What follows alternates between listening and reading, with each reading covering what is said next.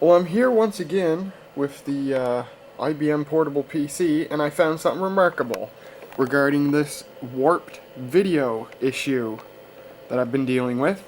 I found that if I go ahead and plug an external monitor into the card has an RCA composite video output on the back, so if I plug an external display into that, in this case, I'm going to be using a Handycam because that works as a video monitor. Watch what happens to the display when I plug an external monitor in.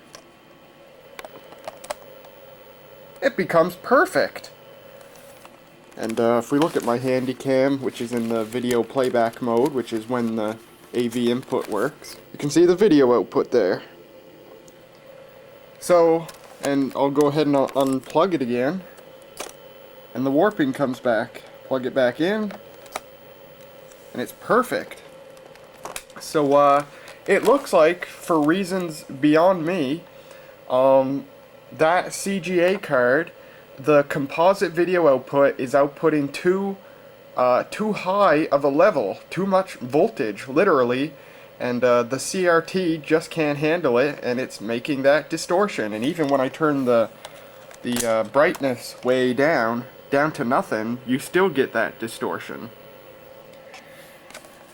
Now, I've been talking to people on the Vintage Computer forums about this, and it's very interesting. And it turns out that indeed, older IBM color graphics adapters output a higher composite video level than newer ones do. The Portable PC came with a newer one, and the one that Murray sent me is an older one. The newer ones, when used in a portable PC under the load of the CRT, have a video level of about 1 volt peak to peak, whereas the older ones have a level of about 1.5 volts peak to peak. But this is strange because IBM's own specification for the portable PC says that the display can handle up to 1.5 volts peak to peak. Yet evidently mine can't. In addition, a couple of people have tested older CGA cards in their own IBM portable PCs, and they do not have a distortion issue. So either my particular video card, the one Murray sent me, has something going on with it and it's outputting too high of a voltage, or there's something going on with the display circuitry in this computer and it just can't handle a very high voltage. But we know that when we load it down further with an external video display, it lowers the level to a point where the distortion no longer happens. So Murray himself left a comment on my thread on the Vintage Computer forums with an idea that is so good, I'm actually going to do it.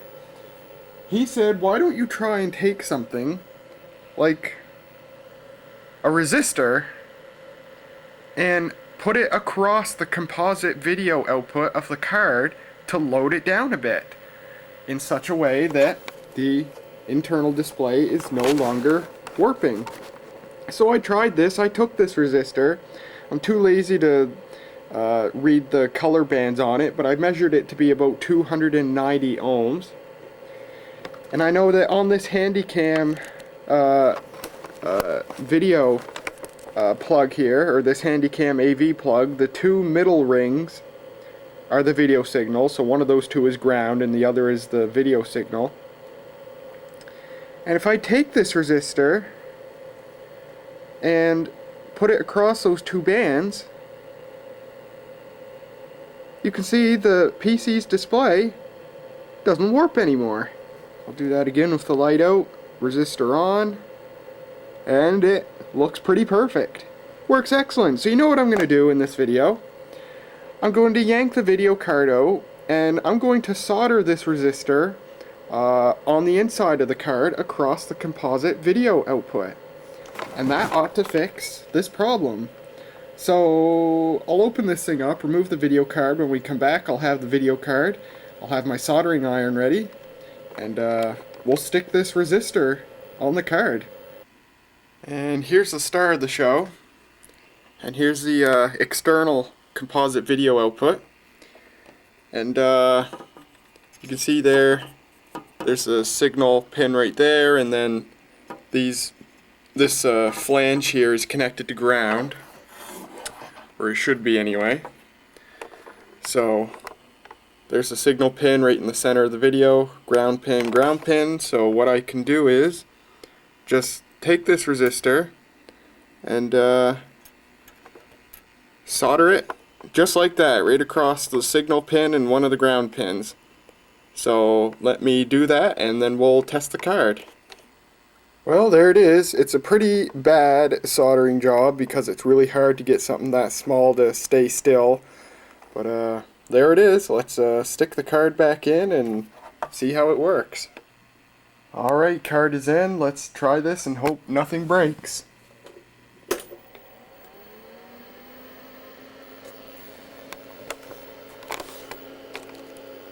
That's a good sign.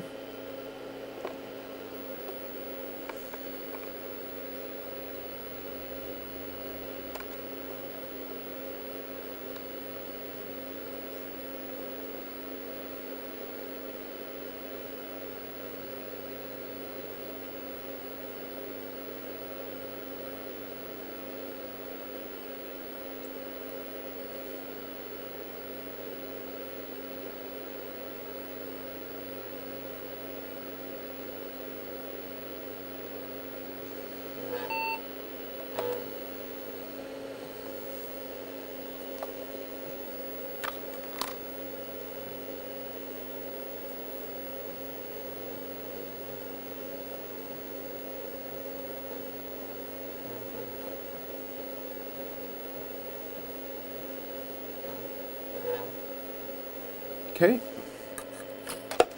it all looks good so far. Okay, let's put our shell disc in.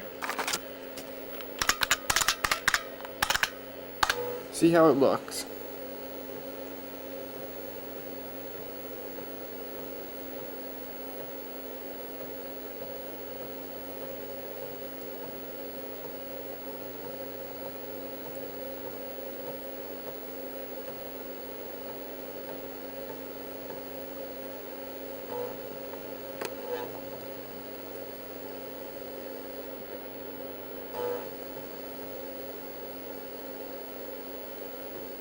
That looks good.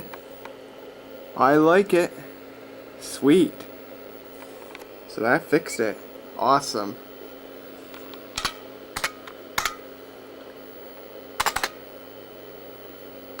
That's the low resolution video mode. There's the high resolution text mode. Sweet. And back to the graphics mode. Perfect. Alright, so that's another mystery solved. I don't know what caused this problem to occur in the first place, but I'm glad the fix was easy. So there you go. One step closer to having this computer ready to have its feature presentation done on the main channel.